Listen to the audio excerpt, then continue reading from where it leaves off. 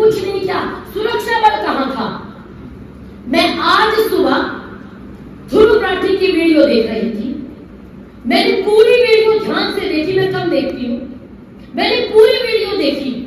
पूरी वीडियो में एक भी नाम हिंदू का नहीं था। जितने मारने वाले थे वो मजहब विशेष के थे। और बेशर्मी देखिए, बदतमीजी देखिए और टीम बी का कारनामा देखिए। एक बार भी ध्रुव राठी ने ये नहीं पूछा कि मजहब विशेष के ही मारने वाले क्यों होते हैं। मैं कहती हूँ सवाल करो कि सुरक्षा बल कहां था। करो सवाल, सरकार से सवाल करो, बिल्कुल हमारा अधिकार है। लेकिन मैं ये जानना चाहती हूँ कि अगर आपने एक बार जो राजस्थान में टेलर को मारा गया था, याद होगा, अगर उसमें कन्हैया लाल पे आवाज उठाई होती तो शायद ये परिदृश्य नहीं होता। हमारे देश के अंदर चंदन गुप्ता को मार दिया गया, 23 साल का नौजवान। एक माँ अपने बेटे को कैसे पालती है उससे पूछ के देखो। किसी के जवान बेटे को मार दिया गया, क्या कर रहा था? तिरंगा यात्रा निकाल रहा था, उसको मार दिया गया। हमारे कान पे जू नहीं लेंगी। हमारे देश के अंदर डॉक्टर नायक की हत्या कर दी गई, हमारे कान पे जू नहीं लेंगी। हमारी बेटी को दिल्ली के अंदर, राजधानी के अंदर दिलशाद गार्डन में मार दिया गया, जिसका नाम लिया था। उसने कहा मुझे आदेश स्वीकार नहीं है, उसने चाकू भोंक भोंक के बीच सड़क पे मार दिया, हमारे कान पे जू नहीं देंगी। और एक तबरेज नाम का दुष्ट चोर मर गया तो यूएन तक छाती पीटते पहुंच गई। इसको बोलते सिस्टम। ये होती है आवाज। हमारी 26 मौतें हुई है हिंदुओं की। अगर इसके विपरीत होता ना, आप मुझे बताओ कौन सा शहर हिंदुओं ने जाम कर दिया? मैं अपनों से पूछना चाहती हूँ, दूसरों से मुझे कोई शिकायत नहीं। सामने तो राक्षस है, मुझे रावण पक्ष से कोई शिकायत नहीं। सामने वाला अपने एजेंडे में एकदम क्लियर है, उसके कॉन्सेप्ट क्लियर है। मैं हिंदू भाई बहनों से पूछना चाहती हूँ, हम इतनी कथाएं करते हैं, इतनी राम कथाएं करते हैं, इतनी कृष्ण जी की कथाएं करते हैं, इतनी पुराणों की कथाएं करते हैं, हमने कौन सा शहर जाम कर दिया? मुझे बताओ। जिनके पीछे करोड़ों की भीड़ है, उन बाबाओं से पूछना चाहती हूँ, आप हिंदुओं के बाबा हैं, आपने कौन सा शहर जाम कर दिया? हमारे 26 भाई को धर्म पूछ के मार दिया गया। शंकराचार्य ने जब 4 पीठों की स्थापना की थी तो इसलिए की थी कि धर्म की रक्षा हो सके, पूरब पश्चिम उत्तर दक्षिण हमारे धर्म का डंका बज सके, सत्य सनातन वैदिक धर्म के मानने वालों की रक्षा हो सके। मैं ये जानना चाहती हूँ कि कौन सी दिशा से आवाज आई कि हिंदुओं को धर्म पूछ के क्यों मारा। और एक और बात कही जा रही है, सिविलियंस को क्यों मारा?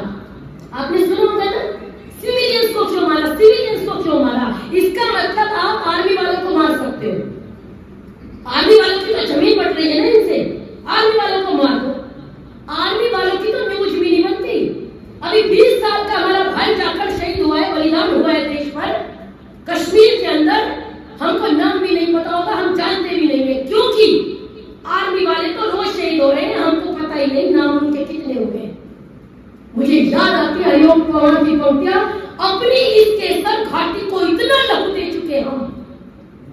कितने हमले, कितने भाई शहीद हो गए हमारे इस घाटी में, कितने भाई बलिदान हो गए। अपनी इस केसर घाटी को इतना लहू दे चुके हम, अब तो जो भी फूल खिलेंगे वो सब फूल हमारे होंगे।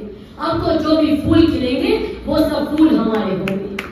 मैं जानना चाहती हूँ, अब बहुत सारे लोग कहेंगे हिंदू मुस्लिम भाईचारा खराब हो गया, हो सकता है कुछ यहाँ भी बैठे हो। मैं कहती हूँ बिल्कुल सही बात, आपने कह दिया हिंदू मुस्लिम भाईचारा खराब हो गया। ये तो राजनीति करवाती है, टीम भी यही काम करती है।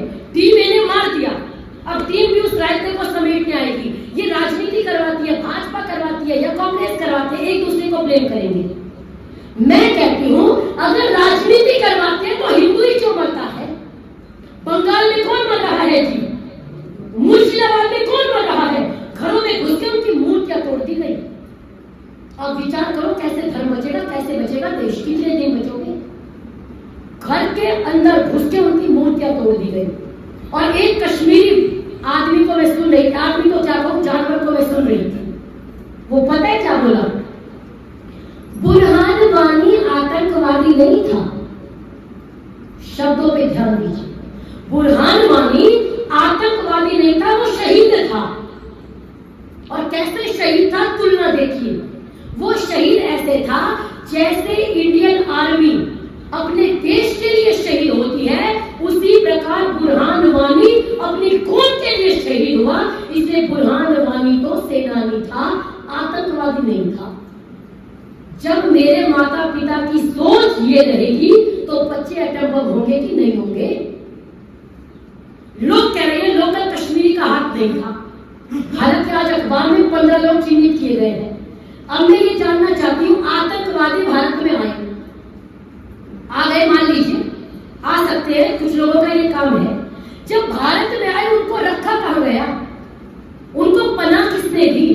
उनको रोटी किसने खिलाई? आपके अलीगढ़ शहर में कोई व्यक्ति आया, बाहर से आया, तो उसको रखने के लिए कोई तो आएगा।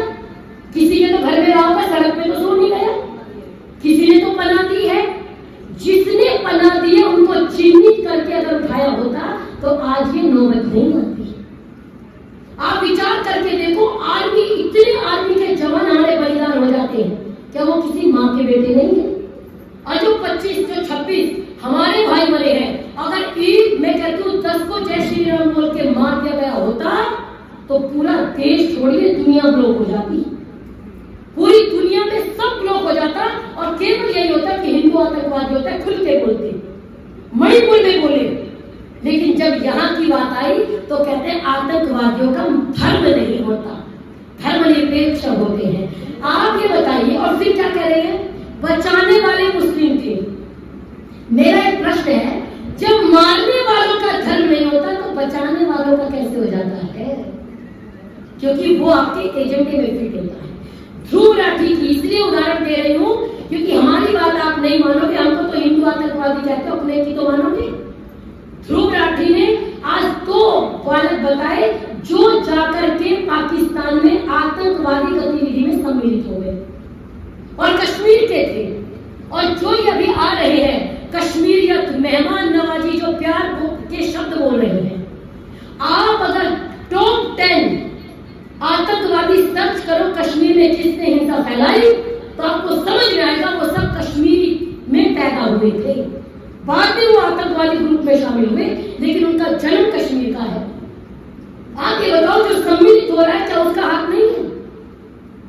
27-26 पुरुष मारा जाना, 26 आदमी नहीं मारे उन्होंने, 26 परिवार खत्म कर दिए। किसी पुरुष का मारा जाना परिवार का खत्म किया जाना होता है। अगर मुझे कोई समस्या होगी तो मैं पहला फोन अपने भाई को करूंगी, अपने पिता को करूंगी।